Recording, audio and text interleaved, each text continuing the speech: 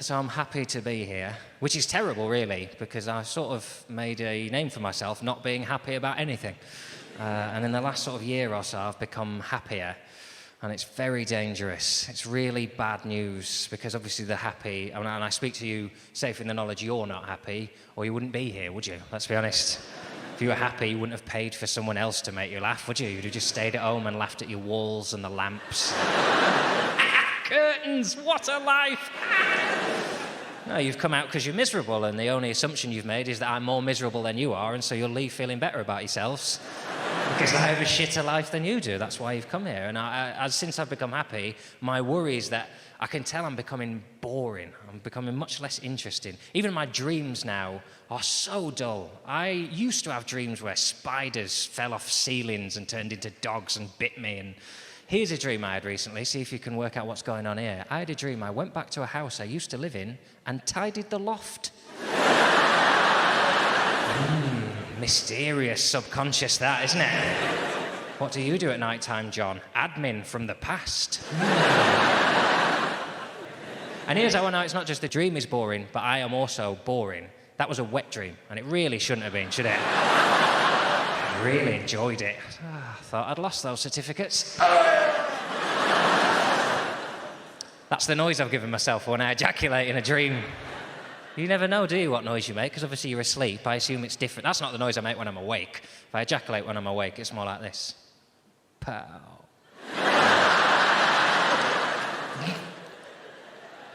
But at night, I imagine it's something different. What I've given myself, it's the noise of an elderly Jewish American man going to the shops, and a bird shit goes right down his neck. That's what that noise is. I gotta go get myself some bread for the...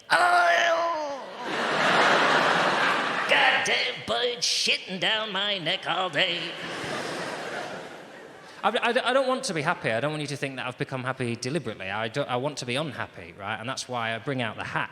The hat is a symbol of how good I am at maintaining unhappiness by doing things I don't want to do, right? The hat I bought when I went to do a program called Real Man's Road Trip, where I lived with some cowboys, right? And you're already thinking, John, Real Man's Road Trip, that doesn't sound like the sort of show you should be involved in. And I agree with you. When they asked me to be in the program, I'm not an idiot. I didn't think they'd had a meeting where they said, Jesus, you better get Richardson involved, or this will have no validity whatsoever. And neither had the other meeting where they're going, what's it called? Real Man's Road Trip. Right, we'll get one real man and a fanny who'll cry. Better telly, isn't it? A crying fanny, right?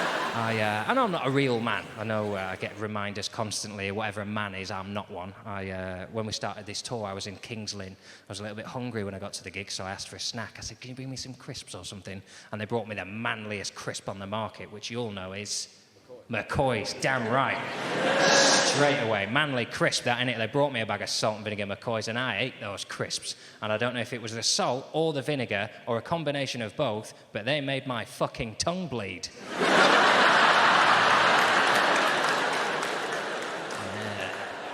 Pretty manly shit, that, isn't it? And I'm no fool. I know that the cowboys of America will not be impressed by that sort of response.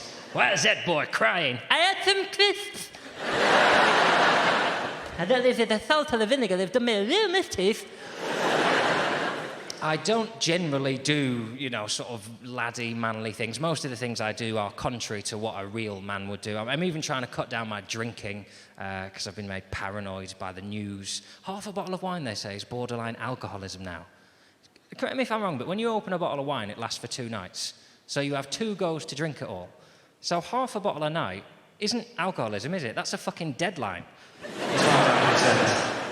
It's not my drinking I'm trying to cut down, it's the hangovers, right? I don't mind a drink, I just don't want to be hungover anymore, because I've been sick and tired of being hungover, because in this country, we sort of not only see a hangover as a necessity, we actually see it as a badge of honour, don't we? So if you phone a friend tomorrow and you go, you're right, how are you doing? And they go, oh, God, I'm a bit hungover today, actually, right? What you should say there is a caring friend. You should say, oh, that's a shame, isn't it? That you've deliberately pumped so much of a toxin into your own body that now you can't drink water without being sick. You won't say that, though, will you? You'll say what every one of us will say there in that situation. You'll say, fucking legends!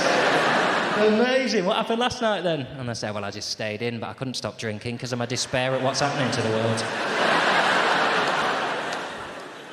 Ridiculous. You know what? A hangover is your stomach saying to the rest of your body, just piss off, please. Nothing comes down here until I deal with what you did to me last night. You don't even like Malibu. Half a litre of that shit down here at 3 a.m. Oh, arsehole. At which point your arsehole will say, don't bring me into this. I'm still dealing with a kebab they had on the way home. Chili sauce, I'll show you.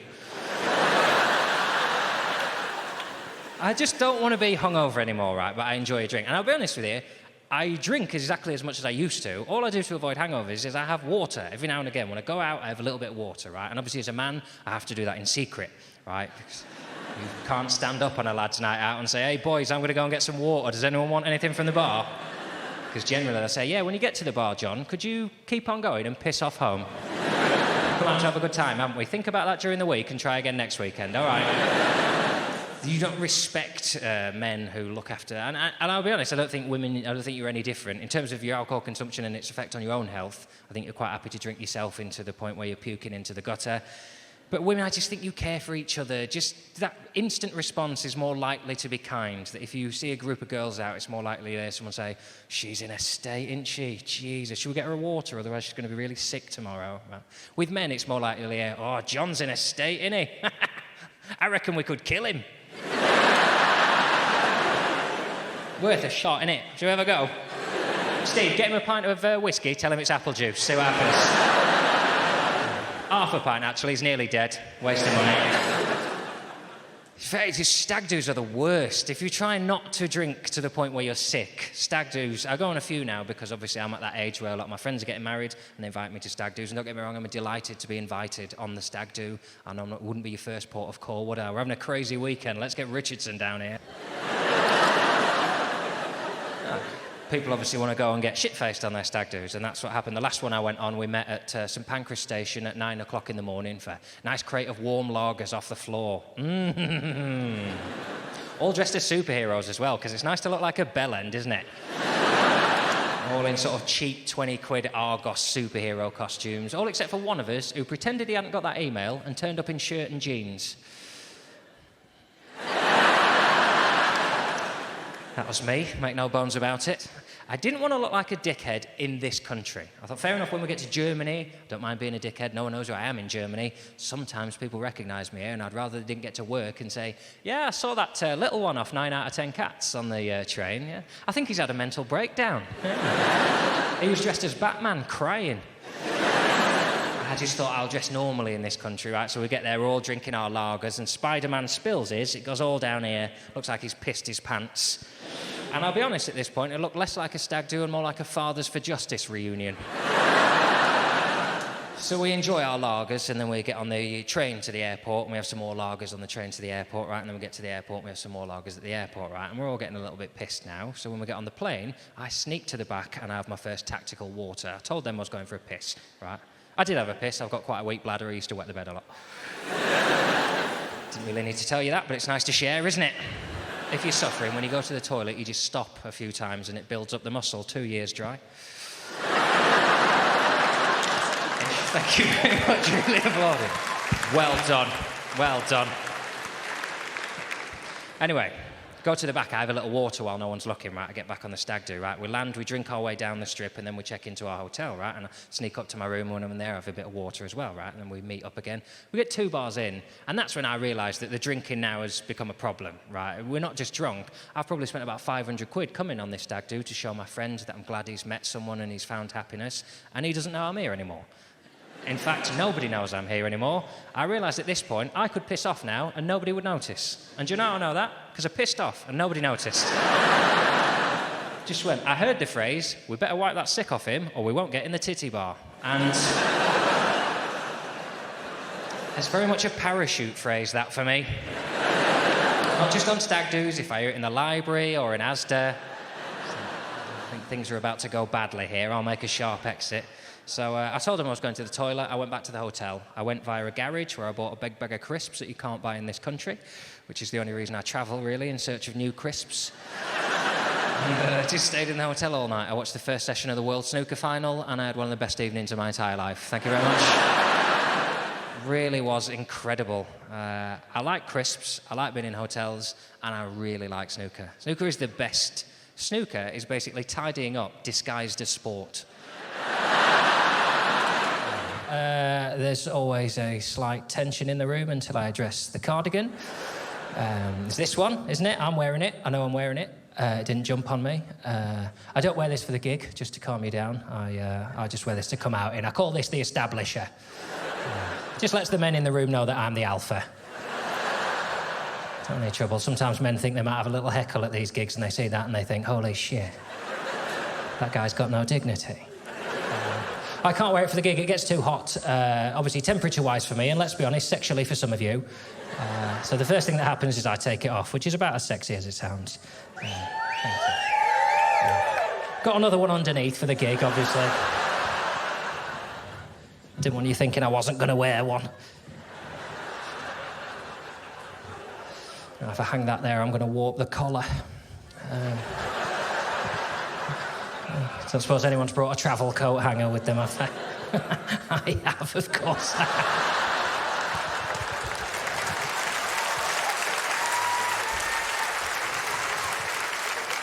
Well, let's hang it that way. Turn it round so you get the benefit. Had to wait for a man to die to get that cardigan, so might as well get my money's worth. By which I mean I bought it from a charity shop. I didn't see him wearing it and just follow him until he gave up. Well, I'll tell you what, Blackpool, if you're going to applaud a coat hanger, you just might have a good evening tonight.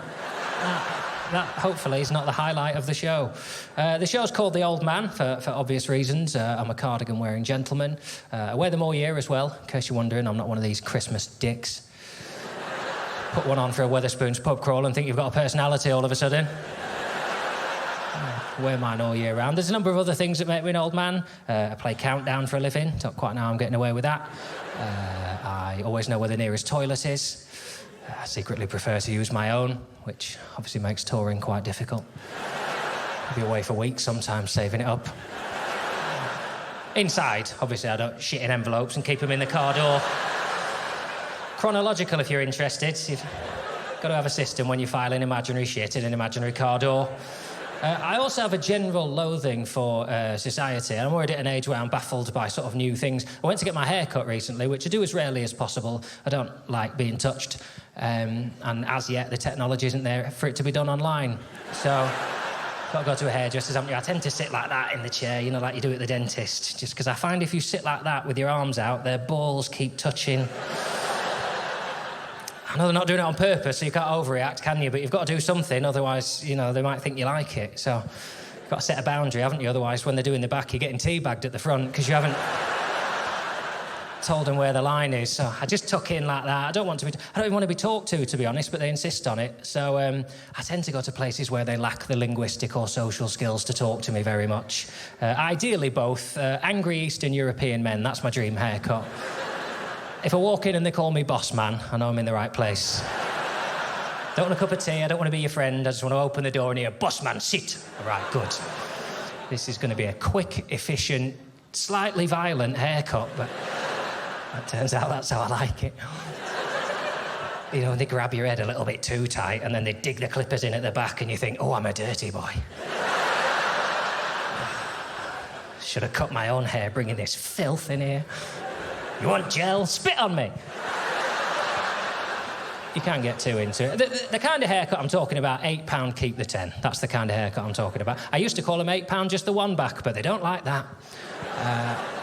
And the only problem with that kind of haircut is the haircut itself, which is very often appalling. I had some absolute stinkers, I really have. I had one, it was all uneven on the top. He went to do the back there with the clippers. Now, I'll take some of the blame for this. I've got quite a small head, but quite a hunched back. And I think the perspective got to him. I think he thought I was further away than I was. He sort of lunged in with the clippers to cover the gap, and there wasn't one. He hit me right up there. Took a big chunk out of my head, but he didn't apologise, he just carried on. With such confidence, I thought I must have asked him to do that. I'm sure I'd remember sitting down and saying, well, I'd just like a tidy up, please, but I do like to look bald in a hat. If you could fix that for me right at the end. Absolute stinker it was. And even then, I didn't complain because it was too late. But my wife was very upset. She said, "You're going to have to stop doing this, John. It's upsetting me." I think she meant the hair. It could have been the marriage, but I moved on quick. She goes quite often to have her hair cut. She pays more than I think is normal for a haircut. They bring her a drink. She knows the name of the guy. She goes on holiday with him, that sort of stuff. She's got a fortnight sometimes. She comes back and her hair looks the same, but I don't say anything because she seems so happy. Anyway, she said to me, "Look, next time you go, let me book you into somewhere better." So she booked me into a trendier, more modern establishment. I walked in, there was a Harley Davidson inexplicably parked in the middle of the room. I thought you sat on that to have your hair cut. You don't, straight off. Sat in my chair, the guy come out with the gown they put round you, and he sort of swooshed it, all flamboyant like a bullfighter. I thought, that's cost me a £5 already, that, isn't it? That's 6 months at gown tossing college, that, isn't it? He didn't cut my hair, never saw him again. That's his job. Full-time gown tosser in this establishment. Presumably just back in his cupboard waiting for the next one. Oh, I love that bit. Off he goes. The gown settled down around me, and this is where the trouble starts. It wasn't an ordinary sort of barber's gown. It was mostly that sort of black plasticky stuff they use. There was a circle of it there, a perfect circle cut out of the gown and replaced with a sort of clear plastic sheeting, like a little porthole through to my cock. I prefer not to finish that sentence. It's usually a giggle of anticipation, but not here, apparently. What's down there, John? Biscuits? My cock is down there. And my balls, I keep them together. Although less and less as I get older, to be honest. No, my thing's down there, and it really sort of... You see a window, you can't help but look through it, can you? It really drew focus to an area I try and keep private, you know. Further than that, I said, I don't even like him. You know, we've never got on. The use I get out of him, I really resent having to carry him everywhere.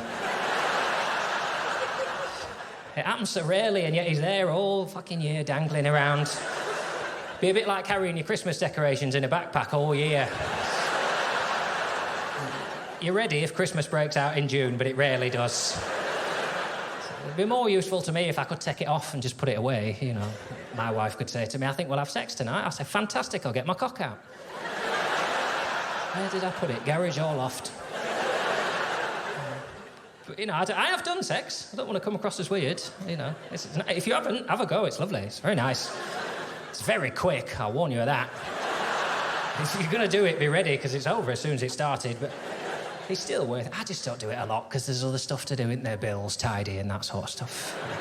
Life gets in the way, doesn't it? A bit like the cinema, you know, every time you go to the cinema, you have the same conversation, don't you? Go, "This is bloody brilliant, we should..." Well, every Wednesday now we'll come to this, and the next Wednesday comes, you just don't, do you? Because you're doing other stuff, and then another Wednesday, and before you know it, you go back, you go, "When did this last happen?" You go, "I don't know. Dark Knight Rises, I think." Which is a film, not what I call my penis. A slightly arrogant title for him, to be honest. But, no, it's good. And the other job of the penis... urinating, again, not one I usually explain, but it urinates as well. Not very good at that, to be honest, either. You know, I guess I'm talking to the women here on behalf of the men. I just want you to know, sometimes you go in there's little bonus sprinkles around. That's not our fault, always. I think you see that and you picture us just swinging it. Oh, a moth, come here, you. I can hate people just instantly. Just the glance of the back of their head, I can just go, prick. Oh, he's gone now, he's behind that wall, but I know he's a prick. Out there somewhere, being a prick. And it's the hatred that everyone in this room, you'll feel it once a year. You get it once a year where you're having a bad day and you just take it out. In your head, you take it out on someone whose fault it isn't. You get to the train station and there's someone in front of you whose ticket won't go into the thing.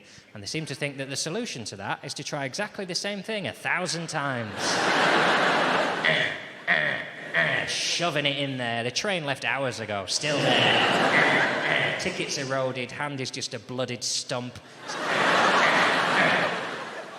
And you come up behind him. On a normal day, you see that, and it's annoying, isn't it? But you know it happens. You go, "Oh, Jesus, you've never been on a train before." Right, you go around the barrier. I'm sure there are good people in here who would see that and think, "Oh, I could help in this situation. Oh, excuse me, are you okay? Oh, that's your seat reservation. Just turn it round, okay? And just go, oh, don't worry, we'll do it. Take care, bye." I'm not one. But then you have that one day a year, don't you, when it's out of your control. Everything from the minute you open your eyes has been shit. And then at like 5:30, this is the last straw, and you come up behind him, and before you can even stop yourself, you say, oh, I wish you were fucking dead. You catch yourself, you know, I'm not that person, I didn't mean it, right? But in that second of selfishness, all you can think is, if you died earlier today, I'd be through that barrier by now. Holding up my existence. I feel like that most of the time. And not about individuals, I elevated beyond that. I now hate just society, just all the time. And summer is the worst, right? I like winter. Winter's a good time for me, because obviously in winter people stay inside, don't they? And they eat stew and they cry. It's a good season for me, winter. Just put veg in and cook it until it's just been in there hours. There you go, Swede. Fuck you. I'll stay in there until I'm ready for you. I'm too tired to chew now. It's November. Chewing was June. Now I just need mush to shove in this thing so I don't die.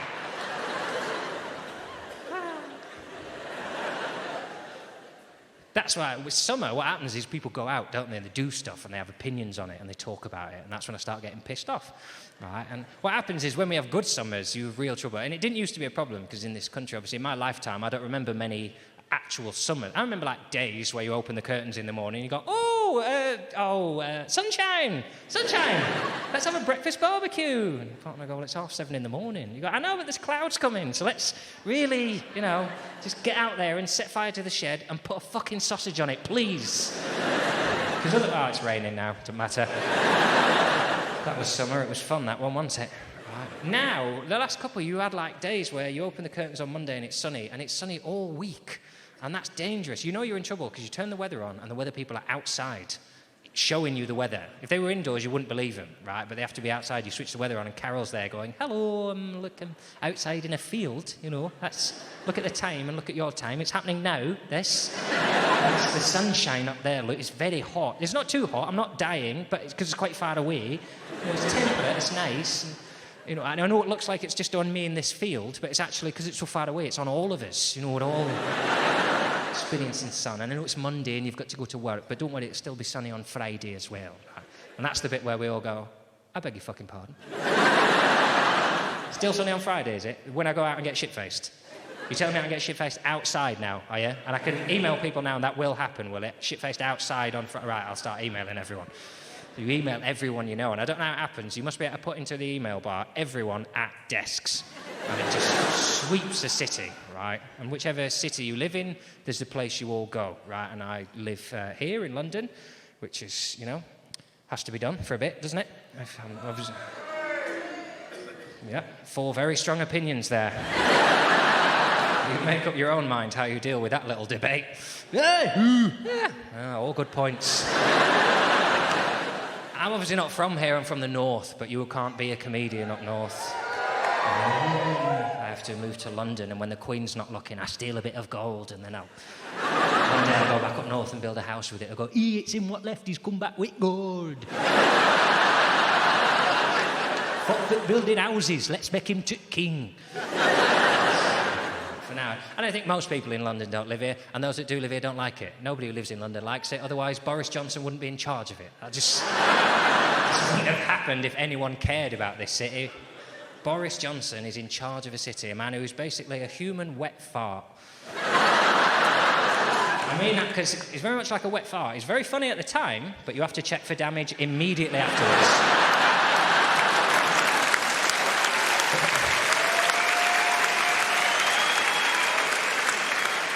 What's amazing about Boris Johnson, right, is you see like a clip of him a fortnight where he's trapped down a well or being bummed by a dog or something like that. What you forget is he's at work all the rest of the time doing shit. He's in there, right? And he'll leave. He's leaving in a year. We're going to find out what he's been up to all the rest of the time. The new mayor will come in and go, he was turning the Thames into custard from the bottom upwards. The bottom 6 foot of it now is custard. He's just written here, I wanted to see if you could run across it. Ha ha. Unbelievable. So anyway, what happens in London is everyone goes to the river. Everyone migrates to the river when it's sunny, and they all started emailing each other. This time this year, last summer, they all emailed you, Ian, mate, you seen the Bertie Beaver? Right? I don't know the rhyming slang for weather. I haven't. something like that, wasn't it? Bertie Bever, West Ham legend, right? You sing a bit and they go, yeah, I've seen it, mate, sunshine, innit, funshine, do it out the bumshine, You coming down the river then Friday night, 5 o'clock, get shit-faced and go, no, fuck that, mate, 4 o'clock, work through lunchtime, 4 o'clock, yeah, nice one, that was a bananas, 2 for a pound, So it happened in London last summer. Everyone went to the river Friday, 4 o'clock, right? I didn't. I had a gig. I went to my gig, right? Obviously, no one turned up because they'd all gone to the river, right? That doesn't stop me. I'll quite happily spit bile onto empty seats for 2 hours, wandering up and down. Everything's been terrible and one thing wasn't symmetrical. Since my last tour, I've got married and had a child, which is why the tour's really called The Old Man, in the sort of colloquial sense. Oh. The applause of people who don't have to live with me there. Well done. You're all off the hook. So I called it The Old Man in the colloquial sense. You know, oh, what's the old man up to? Oh, he's upstairs turning lights off. You know, I've been very lucky to find the woman who completes me, and my wife is very good at turning lights on. Leaving the fridge door open, that kind of thing. You getting anything out of the fridge? Huh? Didn't think so, since you're in the fucking lounge. Say it to her face, John. Say it to her face, John. No, thank you. She'll find out when the DVD comes out. And by then, I'll be in the shed. No, I'm very lucky to have got married, let's be honest, because these aren't jokes. I'm like this all the time. Can grate a bit, I'll level with you. And I have to thank TV advertisers, really, for teaching me about women, because I'd never had a long relationship, really. I didn't know what women like, but I would watch telly, and during the adverts I think, well, if this is how big companies appeal to women, having researched, these must be the things that women like. So I would use that information when we were courting. If it was a nice day, I'd say, oh, look, the sun's out. Would you like to go to the park and eat a yoghurt? I never knew how much you women like a yoghurt in the park. I eat mine at home. Sometimes at the fridge door, I'll knock one down. I didn't realise I should be getting dressed up and taking the thing to the frigging park. Watch the adverts. Oh, well, she hasn't got a bag with her, so she's not out anyway, and that's a silver spoon. She's brought that from home. This is a planned yoghurt. So, you know, we had some lovely yoghurt days out. Some companies lie to you. You have to be careful. The rollerblades I got for her period, she's never used them. Not once. Not even to make me feel better. Still in the box with the white jeans. Unbelievable. Contacted Bodyform for a refund. They say it's not their responsibility. Acceptable. But she agreed to marry me. We had a lovely wedding day. People always say to you, oh, wedding day is one of the best days of your life. And you'll know if you're planning a wedding, it really is. And a reason the wedding day is one of the best days of your life is, for me, that's the day that, as a couple, you really stop planning a wedding. Don't get me wrong, I'm a fan of admin, but that pushed me to the very brink. It really did.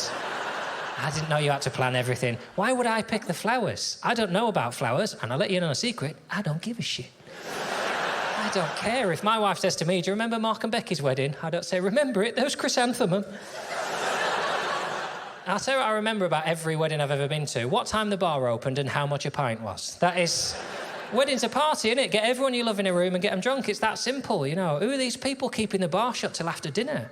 Are you worried people are going to have fun too early? Get the bar open. Oh, don't worry, there's a bottle of each on the table at dinner. Is there? Lovely, nice, warm bottle of white wine between 12 of us.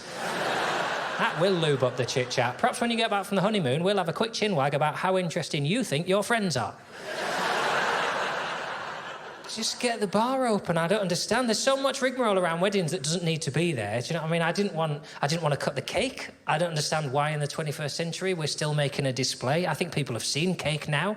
You don't need to call them back in the room. Get in there, they're going to slice up a fruit loaf. Holy shit!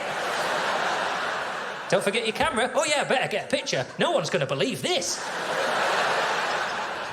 And then they slice the cake live. Just... slice the cake, hand it out. No one's going to eat the fucking thing anyway, let's be honest. I didn't want any dancing. I didn't want a first dance. I didn't want a dance floor. I didn't want any of that. I don't like dancing. I think it's for arrogant people who can't communicate verbally. Just stand still and enjoy the music. What's wrong with you people skipping around all over the place? You should be punished. You get put on telly in sequins. It should be masking tape to the floor. I'm going to put an album on now, and I want you to try and enjoy that cerebrally with the rest of us. Skipping around like a prick. They're the same people who sing along to music that's in their headphones. Those arseholes. Just, oh, sorry, was I too in the vibe? No, you're a prick. That's the main problem I'm having with you there. didn't want any dancing. I don't like it, you know. I'll be honest with you, I can't think of a punishment worse than you getting everybody I love in a room, making them form a circle and making me dance in the middle of it. I wouldn't do that any day of my life, let alone the one day I've paid for all of these pricks to have dinner. What a curious thank you that is. That was a lovely meal. Now dance for your grandma. I'd rather they watched us consummate the wedding, I'm not going to lie to you. I'd have been happier tapping a champagne glass. Said, do you want to come upstairs? We're going to have the first shag now.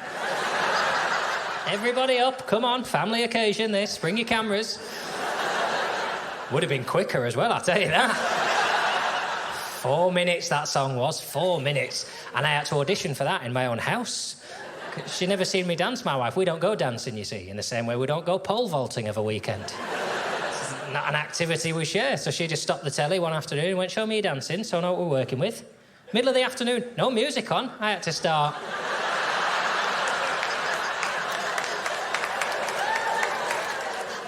Is it this? She was really staring at me like that. I thought, bloody hell, I'm nailing this. She spoke up after a couple of hours. She said, why are your shoulders like that? I said, I'm not even thinking about my bloody shoulders. I said, why aren't you looking at this? I'm doing all of that, you know. Left foot, bounce. Right foot, bounce. She said, no, you need to move your shoulders as well, John. I said, well, I can do, but something else will stop.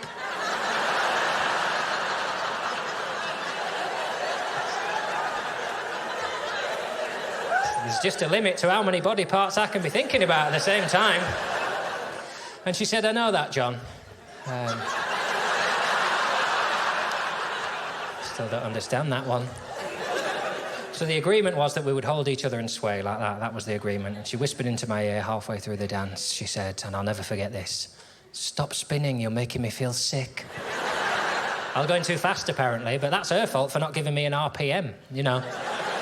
I need facts and figures. I knew something was wrong when I felt her feet lift off the ground. I thought, a bit too much centrifugal force on this. It's more of a twizzer than a dance, but I was having such fun at that point.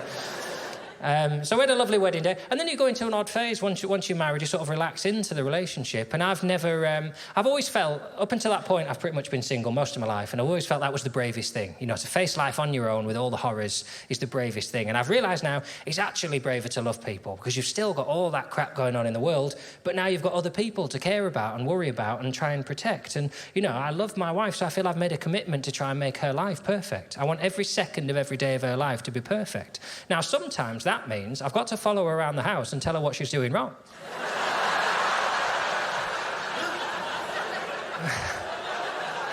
Because I think she obviously hasn't noticed. So I'll have to tell her because I love her that much. Now, it turns out some people aren't ready to be loved as fiercely as I love. I love from the first minute of the day to the last, and she describes that as quite claustrophobic at times, I'm not going to lie to you. But I'm not just being an arsehole. None of it's just like mad rules. I don't just say, we only eat green things on Wednesdays.